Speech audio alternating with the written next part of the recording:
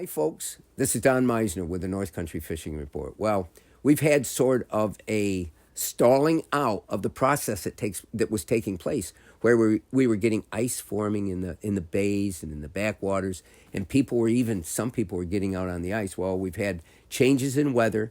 Most of the ice is gone now, so now we've got a lapse. Now we're back in the open water phase, and one of the fishing that we still have, and it's down in the Jefferson County, Oswego County area, is the tributaries.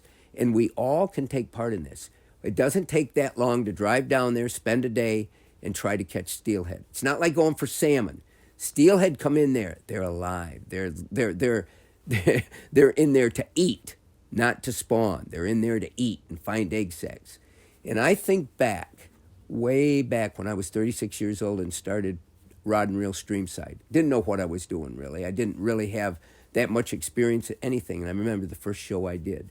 I went down on Sandy Creek with my buddy Louie Barkley to try to catch steelhead. We didn't know the first thing about it. So what'd we take? We took night crawlers in our rods. And by the end of the day, we had got a show for whatever it was. I can only imagine how professional that must have been. But we caught steelhead. And we caught some beautiful steelhead on night crawlers. And I think it's important that you realize this, that if you want to catch these fish, steelhead, well, the greatest smallmouth bass that swims, I'm not so sure it can fight any more than the glorious steelhead. They have power, they have speed, and they're really an amazing fish to catch. And so even if you're not a skilled steelhead fisherman, even if you don't know how to float an egg sac, which isn't that hard to do, or don't have any of the other tackle, you can take the same tackle you would use for bowhead fishing, and you can find a spot along the banks. And I really recommend, in this case, the sandy creeks or Stony Creek, rather than the Salmon River. That's a bit tougher. That requires some dangerous wading and so forth.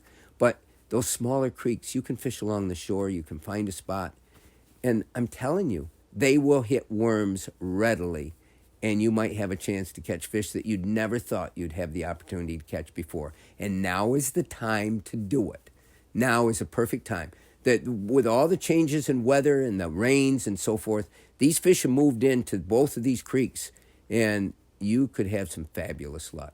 So think about it. It might be another thing until your favorite ice fishing begins that you can get out there and enjoy fishing. Until next time, folks, this is Don Meissner with the North Country Fishing Report.